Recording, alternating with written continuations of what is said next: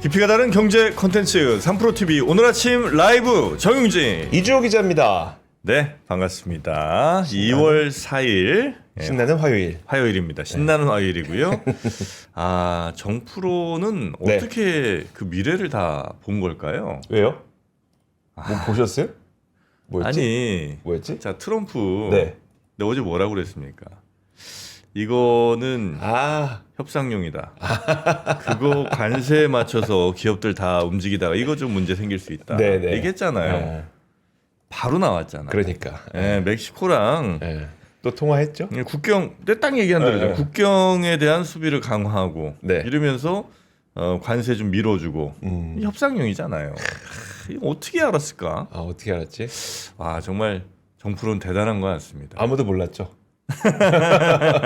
와 신기합니다. 네. 자, 오늘도 그런 인사이트들, 그런 통찰력들, 직관 얼마나 또 나올 수 있을지 기대해 주시고요. 네. 오늘은 어떤 분들과 함께 할까요? 자, 오늘 그 이제 뭐 통화해서 네. 한 달간 유예한다고 관세를 유예한다고 하긴 했어요. 네. 근데 이게 저는 한 2019년에 그때가 떠오릅니다. 아 그렇습니까? 너무 힘들었어요, 진짜. 아. 그때도 방송하고 있었는데 네. 와 이거 한 달 유예하면 그때 또 어떻게 되는 건지 그때 또 다른 새로운 내용 나오고 중간에 또 협상하고 아, 진짜 힘들었었거든요. 힘들지. 이제 그러니까 뭐 물론 한 달간의 유예 기간은 좋지만 네. 결국은 관세를 이용한 협상은 앞으로 계속될 예정이기 때문에 네. 이 시대를 우리가 어떻게 살아야 되는지 인덱스 시간에 김광석 교수님이 나와서 좀 설명을 해주실 겁니다. 내가 낫지 않을까요? 그럼 상황이 이 정도라면 내가 날 것 같은데. 한번 이따가 교수님하고 네. 1대1 한번 떠보시죠. 알겠습니다. 자 그리고 그 권순우 취재팀장과 박병창 이사도 준비하고 있으니까 그 예. 내용도 한번 들어보도록 하죠. 네. 자 그러면 먼저 우리 권순우 취재팀장과 함께 뉴스부터 한번 살펴보겠습니다. 팀장님 어서 오십시오. 네, 안녕하세요. 선프로TV 권순우 취재팀장입니다. 네, 반갑습니다. 인정할 거 인정합니다. 아유, 진실만을 보도합니다.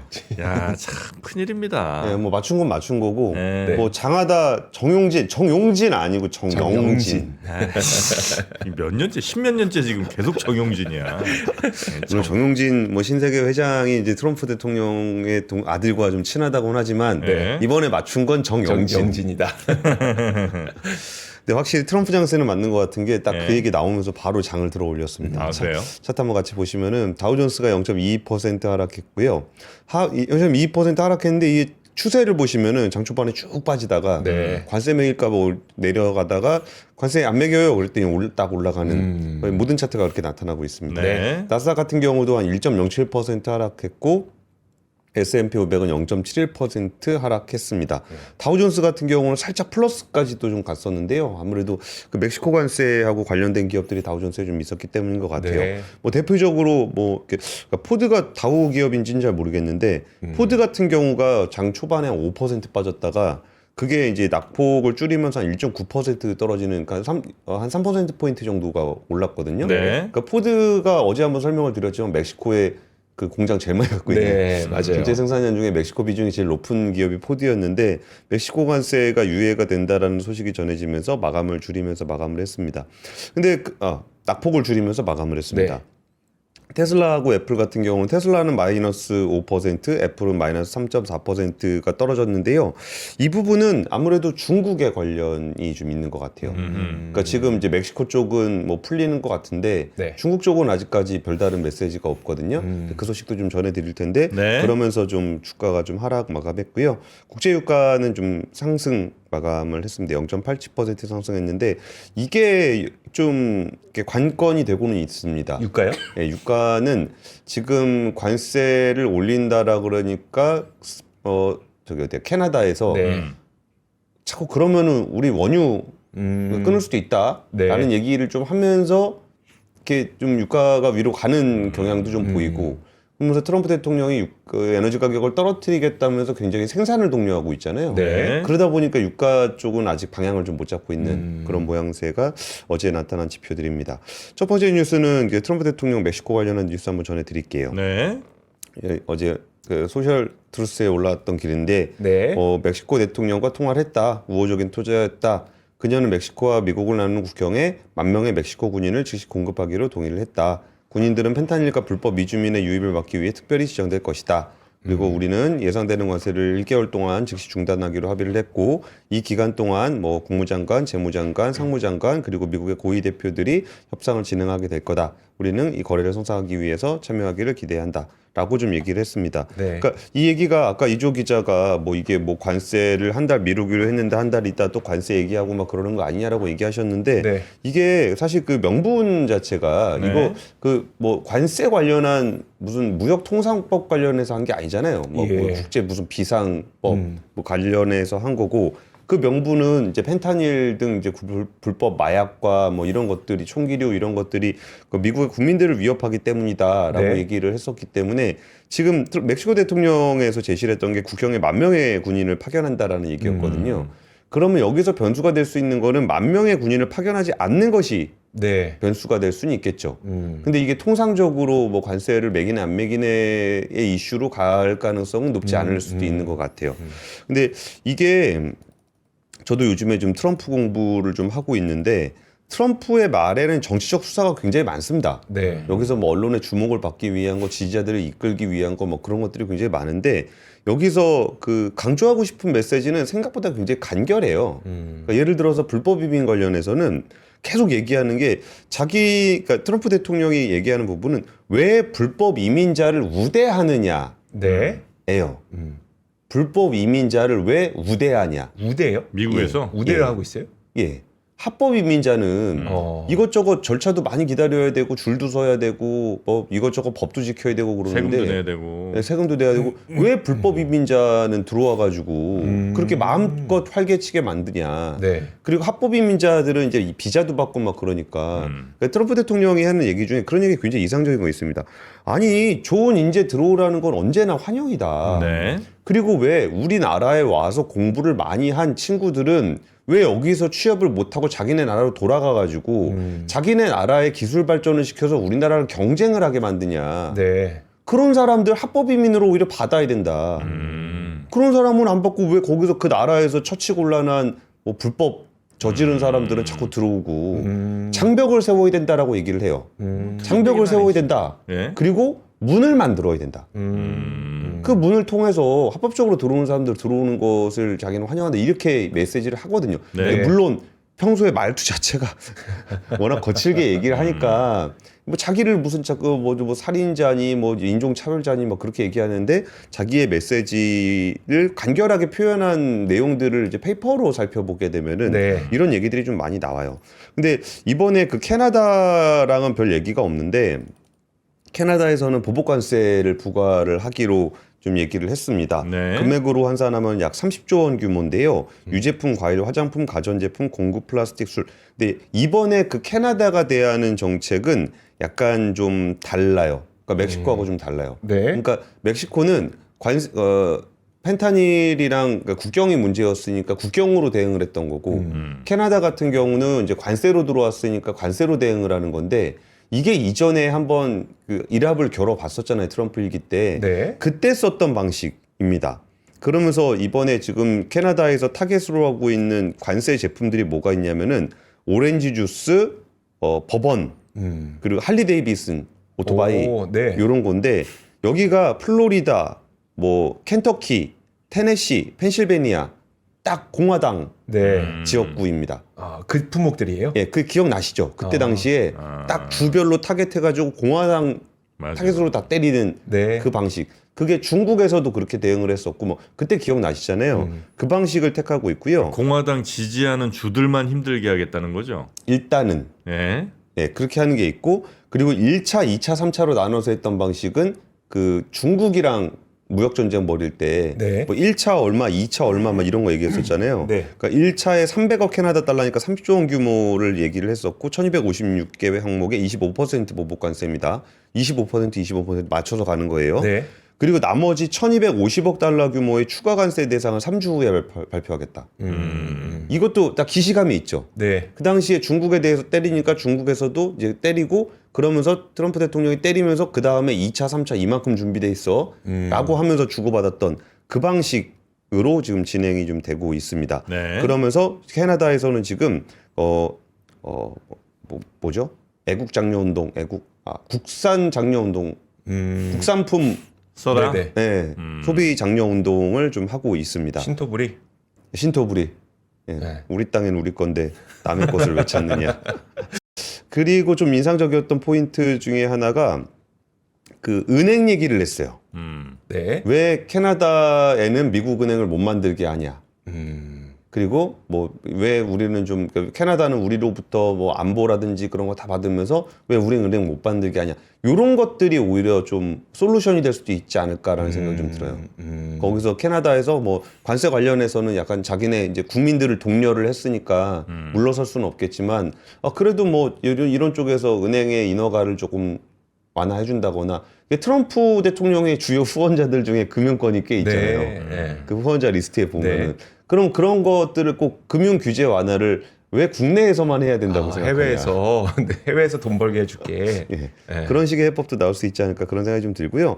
좀 특이했던 거 중에 기름 얘기 있었습니다. 원유 전체 미국의 전체 원유 수입의 60%는 캐나다에서 들어오고 있습니다. 네. 그거 관련해서도 좀 압박하는 카드를 좀 내놨고요.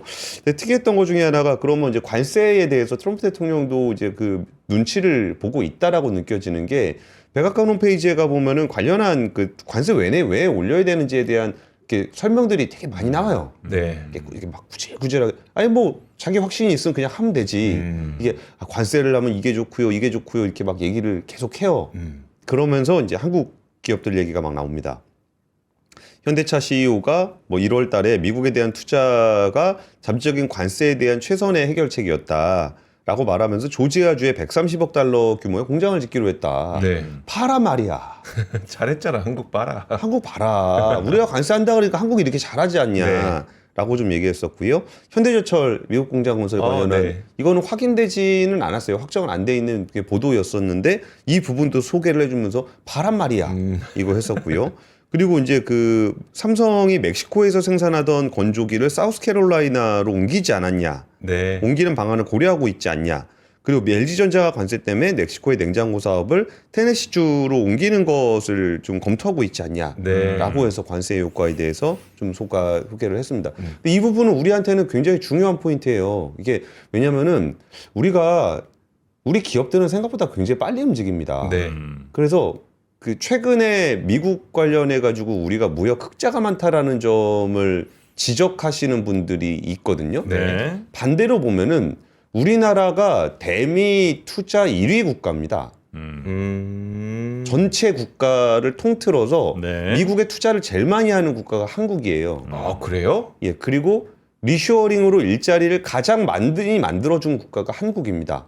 뭐 공장 많이 지었죠 뭐. 그렇죠. 아니, 전 세계 그 수백 개 국가 가운데 우리나라가 미국에 투자 제일 많이 했고 그렇죠. 미국 일자리 창출 가운데 우리나라가 제일 많이 했어요. 예. 그리고 거기 투자를 많이 했다라는 건 공장 짓고 뭘 이것저것 하잖아요. 네. 그럼 공장 짓고 뭐 이것저것 하려 그러면 한국에서 사가야 되는 게 많잖아요. 네. 그러니까 무역 흑자가 더 많이 난 것도 있습니다. 네. 그러니까 요 최근에 몇 년 동안 한국이 흑자를 너무 많이 봤으니까 타겟이 되지 않겠냐라고 본다면은 이 흑자의 대부분이 이쪽 미국의 투자와 관련한 부분들이 많았어요. 네. 그러니까 이런 부분들을 좀 레버리지로 삼을 필요도 있는 것 같고 오늘 제 악권에서 오늘 오후 4시 반에 악권에서 좀 소개를 드릴 건데 그때 그 월풀이 네. 그 트럼프 행정부 때 우리 찔렀습니다. LG전자, 삼성전자 쟤네들 관세도 안 내고 해가지고 쟤네 세이프가드 때려달라 그래갖고 세이프가드 우리 맞았어요. 세이프가드라고 하면 이제 거기 뭐 관세 막 맞고 그런 거. 그 당시에는 이제 한국 그 삼성전자, LG전자가 공장이 어디 있을 때였었어요? 그게 다 있긴 있는데 네. 어쨌든 미국은 미국 아니니까. 외에 있을 때. 예, 네. 예. 그래가지고 세이프가드 맞아가지고 LG전자가 미국에 이제 거기다 공장으로 들어가면서 세탁기 공장 들어가면서 뭐라 그랬냐면은 네. 그때 뭐 말투는 이거 아니었습니다. 제가 좀 오버하는 겁니다. 정말 요 부분 되게 재밌어요. 나 여기 오라 그러면 월풀이 오라 그랬다. 딱 기억해. 월풀이 오라 그랬다. 네. 그래서 월풀이 오라 그래가지고 미국에다 공장을 졌습니다. 네. 그래갖고 점유율이 월풀은 더 떨어졌고 삼성전자하고 LG전자는 더 올라갔어요. 근데 그럼 삼성전자와 LG전자가 그 미국에 공장을 지을 때도 수많은 부품 장비라든지 이런 게 미국으로 수입이 됐겠네요. 그러면 이제 뭐 그렇게 될 그거는 수 있죠. 예. 우리나라의 흑자로 잡혔을 거고 예. 그런 식으로 이제 우리나라 흑자가 늘어났다는 거네. 결국은 투자하면서. 예. 그리고 이제 뭐 미국으로 가서 뭐 짓게 되면은 뭐 우리나라 그러니까 미국이 문제가 아니에요. 두 번째 뉴스로 자연스럽게 넘어가고 싶은데 네. 우리나라가 문제입니다. 우리나라가. 네.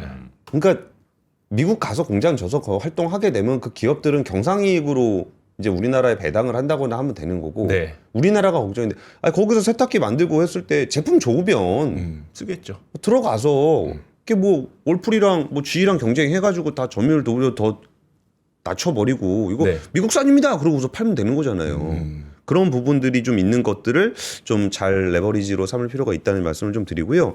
우리가 걱정이라는 말씀을 좀 드리고 싶은 거는 진짜 우리나라 내수 부진이 장기화가 되면서 지난해 소매 판매가 카드 대란이 벌어졌던 2003년 이후 21년 만에 가장 큰 폭으로 떨어졌습니다. 그러니까 지금 우리가 이제 증시를 중심으로 경제를 보다 보니까 뭐 수출 기업들 걱정하고 막 그러는데 그게 아니라 우리 삶이 진짜 걱정이 네. 되는 부분이에요. 어제 산업부의 산업활동 동향이 나왔는데 소매 판매액 지수가 전년보다 2.2% 감소했습니다. 소매 판매는 서비스업 생산과 함께 내수 소비를 나타내는 대표적인 지표들이죠. 서비스업 생산이라는 거는 자영업이라든지 이런 것들이고 이런 사람들한테 뭔가를 사는 것이 소매 판매로 잡힙니다. 네. 뭐가 제일 많이 떨어졌어요? 일단은 내구재가 제일 많이 떨어졌습니다. 내구재면 뭐 자동차, 가구, 가전, 가구, 네. 내구재. 그러니까 내구재 소비는 우리가 돈 없으면 제일 먼저 줄이는 게 내구재 소비입니다. 그렇죠. 네. 지금 당장 필요하진 않잖아요. 필수는 아니니까. 예, 정프로님, 아니 필수긴 한데 네. 정프로님 지금 옷 오래 입으시죠? 옷이요? 예.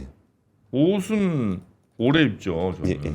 그러니까 이거 비내구재와 준내구재, 요건 준내구재 정도 되거든요. 옷 같은 게. 예, 예. 이게 마이너스 3.7%. 음. 내구재가 옷은 진짜 돈 없으면 안 사지. 예, 내구재, 승용차 등의 내구재가 마이너스 3.1%. 네.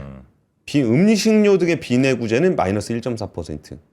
딱 뭐부터 줄이고 있는지가 나타나죠. 네네. 그러니까 준내구재가 가장 많이 줄었고요. 그러니까 내구재 승용차는 아무 때나 사는 건 아니기 때문에 그렇죠. 네. 사야 될 때는 진짜 사야 될 때예요. 음. 이게 차를 뭐 매일 바꾸시는 뭐 이렇게 뭐 시시때때로 바꾸시는 분들은 몰라도 어지간한 분들은 야 이거 더 타다가 나 죽을 수도 있겠다 네. 싶을 때 바꾸거든요. 네. 그러니까 오히려 내구재가 비내구재보다 그러니까 준내구재보다는 덜 샀지만 준내구재가 더 많이 빠졌다는 거죠. 그렇죠. 네. 준내구재는 진짜 필요에 의해서 좀 어느 정도 조절이 가능하니까요.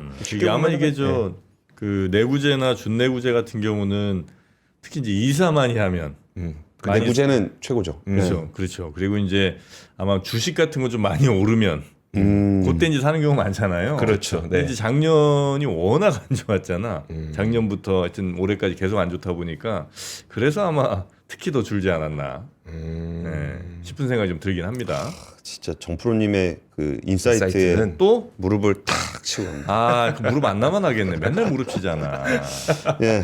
건설 경기가 지난해 4분기에 금융위기 이후에 가장 큰 폭으로 감소를 했습니다. 네. 이게 그 지난해 4분기 건설 기성 기준으로 보면은 30조 4천억 정도가 됐는데 전년 동기 그러니까 지난해 같은 분기 그러니까 전년 그러니까 2023년 4분기 대비해서 무려 10.1%가 감소를 했습니다.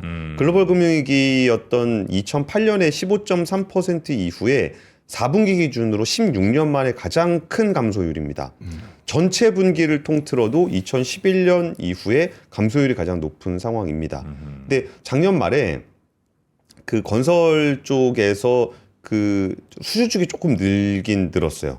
건설 네. 기성에서 그 수주 쪽이 좀 늘긴 늘었는데 이 수주가 늘어나게 되면 1년에서 1년 반 정도 후가 되면은 어느 정도 이게 좀 잡히거든요. 네. 그러니까 올해는 아닌란 얘기. 올해는 별로 없을 거라. 2026년부터네요. 그러면. 그쯤 돼야 조금 좋게 잡힐 가능성이 있어요. 2023년에 건설 수주가 1분기 마이너스 12%, 2분기 마이너스 31%, 3분기 마이너스 44%였거든요. 네. 2023년입니다. 네. 그러니까 24년, 25년. 그러니까 이제 올해 잡히는 숫자가 별로 없을 네. 거라는 거죠. 그래서 건설 경기는 올해도 그렇게 도움이 되지는 않을 것 같다. 그리고 아까 정프로님 말씀해 주셨던 것처럼 네. 이 건설 경기라는 게 참 마음이 그래요. 이게 막 부동산 가격 막 올라가면은 진짜 이게 좀 청년들이 주택 시장에 접근하기가 너무 힘들어지고 주택 시장이 화랑이 된다라는 거는 좀 반대로 보면은 좀 속된 말로 네. 그 건설업자들 좀 재수 없을 때가 있어요. 뭐 PF 가지고 레버리지 막 20배 일으켜 가지고 막 증권사에서 막 성과급을 막 100억씩 200억씩 받아가고 이런 모습들을 보면 진짜 얄밉고 그 돈이 다 뭐겠습니까? 다 우리가 주택 사는 그쵸? 그 네. 돈이잖아요. 거기다 들어가는 거잖아요. 그런 게 좀 얄미워서 아우 저 뭐가 이쁘다고라고 생각이 들지만 아까 또 정프로님 말씀대로 이게 이사 한번 하면은 뭐 이삿짐 센터부터 해서 인테리어, 가구, 가전제품 뭐 이런 것들을 다 또 이렇게 그것들이 다 연결돼 있거든요. 네. 그렇죠. 그리고 실제로 그 가구주 분석하는 애널리스트들의 어떤 지표들을 보면은 대부분 주택 거래량을 기준으로 많이들 그 선행 지표로 봅니다. 네, 네, 그래서 네. 이런 부분들도 참 적당히가 없구나. 우리가 바라는 거는 안정적인 성장인데 네. 우리가 주식 투자하면서 일확천금을 바라지 않잖아요. 따박따박 그냥 은행이자 플러스 알파 정도만 좀 나와줬으면 좋겠는데 네. 그게 결과적으로 맞더라도 이렇게 출렁출렁해서 가다 그렇죠. 보니까 네. 참 이 건설 경기와 어쨌든 수출 경기나 제조업 광과 우리가 뭐 맨날 뭐 망한다 그러고 있는 수출이라든지 제조업이라든지 여기는 다 어제 호조였습니다. 네. 괜찮았습니다. 네. 오히려 우리가 걱정해야 되는 거는 내수. 우리의 삶이다. 네. 라는 네. 것들을 좀 더 좀 힘주어서 말씀을 좀 드리고 싶습니다. 네. 알겠습니다. 저 멕시코와 한 달 유예했고 캐나다도 한 달 유예를 했다는 소식이 또 있네요. 네, 맞아요. 네. 캐나다도 한 달 유예했습니다. 네, 캐나다, 캐나다에서는 멕시코. 지금 보니까 국경 강화에 우리도 13억 달러 투입하겠다. 10,000명 배치하겠다. 네. 조금 전에 나왔습니다. 조금 전에 나왔습니다. 예, 네. 그러네요. 예. 2차 통화까지 완료를 하고 네. 근데 트럼프든 트리도 총리든 뭐 다 정프로의 손바닥 아니냐. 부처님 수준이에요 지금 와, 정프로님 이런 거의. 생각이 그냥 들 수밖에 네. 없네요. 네. 자, 그럼 세 번째 뉴스도 한번 가볼까요? 예. 세 번째 그냥 미리 보는 뉴스를 좀 해주시죠. 아, 이제 그런 코너 하나 만들어야 내일 뉴스. 되겠어요. 네, 내일 뉴스. 내일 뉴스 전해드리겠습니다. 네, 뉴스 전에. 자, 세 번째 뉴스는 어떤 겁니까? 세 번째 뉴스는 뭐 중요한 뉴스입니다. 이재용 삼성전자 회장이 어제 2심 판결에서 14개 혐의 모두 무죄 판결을 받았습니다. 어제 권 팀장님이 그렇게 될 것 같아요 정도까지 얘기하셨었잖아요. 무죄 나올 것 같다라고 좀 아유, 말씀을. 오늘 내일 뉴스 많네요 우리. 뭐 판결문 내용 뭐 보셔봐야 뭐 내용이 그냥 이게 법원에서 내는 자료들은 네. 내용 판결문은 아닌데 내용 자료가 어려워 내용이. 네. 그러니까 그 문장을 어렵게 써요. 네. 제일모직 합병과 관련해 피고인 이재용을 비롯한 미전시 소속 임원들, 물산 소속 임원들의 부정거래 등 업무상 배임 피고인 이재용 미전시 소속에 대하여 모두 무죄를 선고한 원심 판결이 정당하다고 판단하여 검사의 피고인들에 대한 항소를 모두 기각하는 판결을 선고하였다라고 좀 얘기를 했습니다. 그 얘기들의 결론들을 보면은 피고인들이 합병을 위해 수립한 계획은 경영권 분쟁 과정에서의 적법한 대응 방안이었다. 경영권 분쟁 상황을 좀 인정을 한 것 같고요. 네. 그리고 합병 보고서도 조작을 하기가 좀 어렵다고 조작으로 보기 어렵다. 그리고 이제 삼성바이오로직스의 그 분식회계 혐의에 대해서도 거짓 회계로 보기 어렵다라고 좀 얘기를 했습니다. 좀 쟁점이 될 거라고 봤던 거는 삼바 회계였는데 네. 삼바 회계와 관련해서는 그 행정법원이 지난해 8월에 그 바이오 에피스에 대한 지배력 상실 회계 처리를 한 것은 회계 기준을 위반한 것이다라고 행정법원이 판단을 한 적이 있어요. 네. 그러다 보니까 이 판결이 어떻게 영향을 볼 것인가라고 이제 관심이 좀 있었는데 여기에서 이번에 2심 재판부는 회계 기준에 비춰 공시가 일부 미흡한 사실은 인정된다. 회계 처리에 대한 재량을 벗어난 것이라고 단정할 수는 없다. 그리고 피고인의 과실을 넘어 고의가 존재한다는 점에 대해서 검사의 증명이 부족하다. 네. 공소 사실에 대한 추측과 시나리오 과정에 의해 형사 책임을 인정할 수 없다는 것이 법원의 판단이다라고 좀 얘기를 했습니다. 여기에 네. 대해서도 행정법원의 회계 부정 관련한 부분에 대해서도 금융당국 차원에서 행정처벌을 할 수 있을지는 모르겠지만 형사처벌은 그렇게 할 수는 없다. 어제 제가 말씀드렸던 얘기를 다시 한번 좀 리바이벌 해드리면은 네. 그러니까 이 부분을 이제 우리가 형사적으로 볼 것이냐, 그러니까 이 사람을 법적으로 형사법적으로 처벌을 해야 되느냐에 대한 이슈가 있는 거고, 이 사람이 정말 그 주주들을 위한 CEO로서의 그러니까 모든 주주들을 네. 위해 CEO로서의 그 성관적인 의사 결정을 했느냐, 이거는 제가 다른 문제라는 네, 말씀을 그랬었죠. 어제 좀 드렸었고, 저는 형사처벌 많이 하는 거는 그렇게 바람직한 건 아니라고 생각합니다.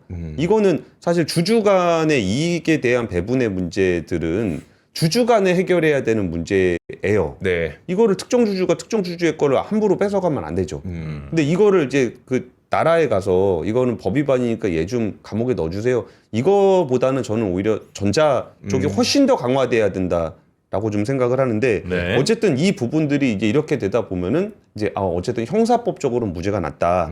근데 이게 형사적으로 무죄 나는 부분도 무죄 나는 거지만 이게 10년 넘게 이루고 있고, 10년 넘게 아닙니다. 8년 정도 이루고 9년, 있는 8, 거거든요. 9년 정도 됐죠 이게. 예. 예. 그러니까 이 부분이 진짜 그 삼성이라는 기업에 어떤 영향을 주냐에서 뭐 그 저기 총수가 있냐 없냐가 기업 가치에 얼마나 영향을 미치냐 아니냐 이런 걸로 따질 문제를 떠나서 이런 사법 리스크가 있다는 것 자체로 의사결정들이 굉장히 지연되는 게 많긴 많아요. 네. 그러니까 이 사람이 뭐 얼마나 뛰어난 의사결정자이냐 아니냐의 문제가 아니고 법적으로 최고 의사결정자들이 이제 계속 사법 처리를 받고 있는 상황에서는 분명히 의사결정에 제한들이 좀 생긴다는 점은 이렇게 취재 현장에서 뭐 좀 이렇게 언론에서 그냥 하는 얘기 말고 네. 실제로 이제 그 사람들 만나가지고 많이 물어보거든요. 네. 근데 진짜 회장님 없으면 의사결정이 안 돼요? 뭐 그 전문 경영인들 막 부회장님들도 많고 막 그러는데 그분들도 뭐 짬밥이 몇 년이고 월급을 얼마를 받아가는데 뭐 그런 의사결정을 못 하냐.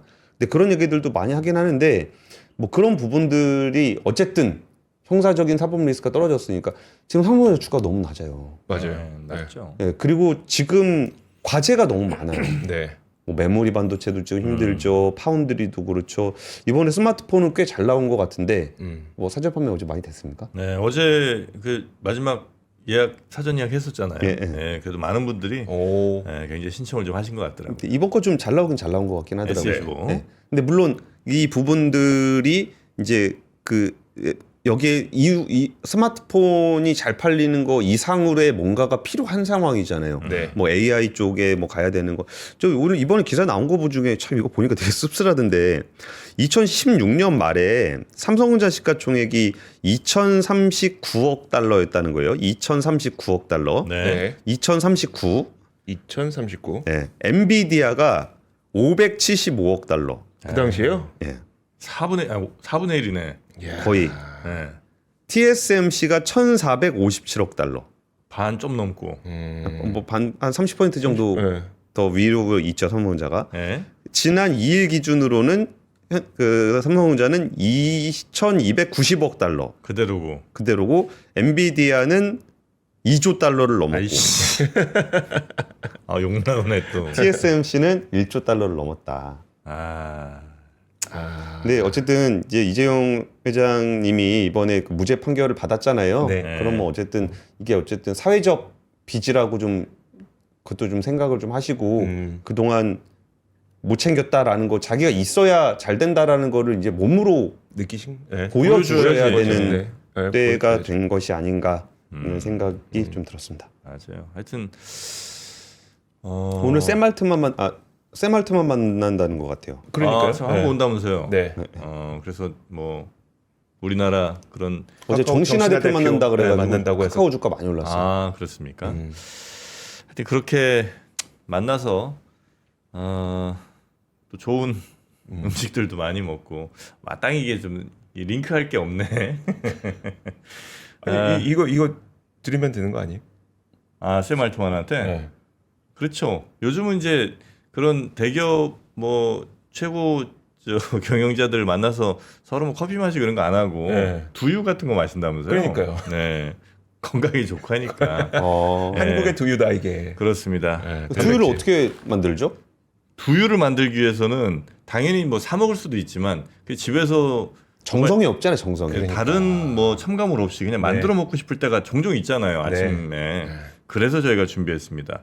밀스 두유 제조기. 요겁니다 바로. 샘 알트먼이 먹으면 좋아할 것 같은. 좋아할 것 같은 요 두유 제조기인데 요게 두유만 제조하는 건 아니고 뭐 이유식이니 죽이니 스프 주스 다 됩니다. 이 안에 이렇게 보면 네. 여기 이렇게 날이 있잖아요. 네, 보이나 모르겠는데 네, 보이네요. 날이 이렇게 들어 있습니다.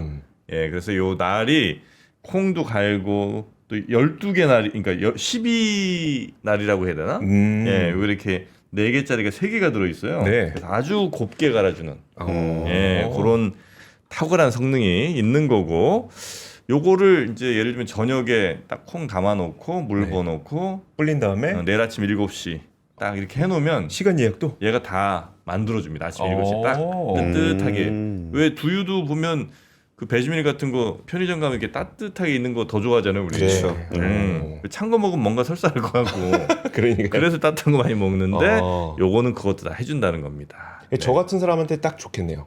나한테도 좋지. 아이가 있는 사람들. 아이 있으면 너무 이유식. 무조건이죠, 이건. 이유식 만들 때. 예, 이유식 만들기 귀찮거든요. 그럼 힘들어요 그거. 예, 여기다 그냥 야채 때려 넣고 이유식 아침 7시 이렇게 딱 하면 따뜻하게 네. 예, 만들어주는 두유 제조기. 이게 무려 49,000원입니다. 49,000원. 49,000원이요? 진짜 싸네. 괜찮네요. 한 달치 이유식값 정도밖에 안 되네요. 한 달에 49,000원 안 돼요 요즘에.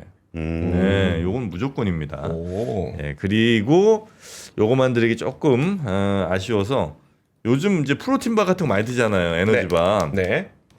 이게 아침, 점심, 저녁용으로 따로 나왔습니다. 아 이게 아침, 점심, 저녁이에요. 네, 그래서 뉴트리션 이게 아침에 뉴트리션바 그다음에 요거 이제 아몬드 통밀 뭐 이렇게 들어 있고 점심에 이제 프로틴 단백질 위주로 때로 붙습니다. 저녁에는 프리바이오틱스. 요거 이제 우리 유산균의 먹이가 되는 거죠. 그렇죠. 예, 그거를 이렇게 딱 나눠서 했는데 문제는 요거 편의점 가면 1,500원, 2,000원씩 하잖아요. 네. 개당 가격이 500원 꼴이야.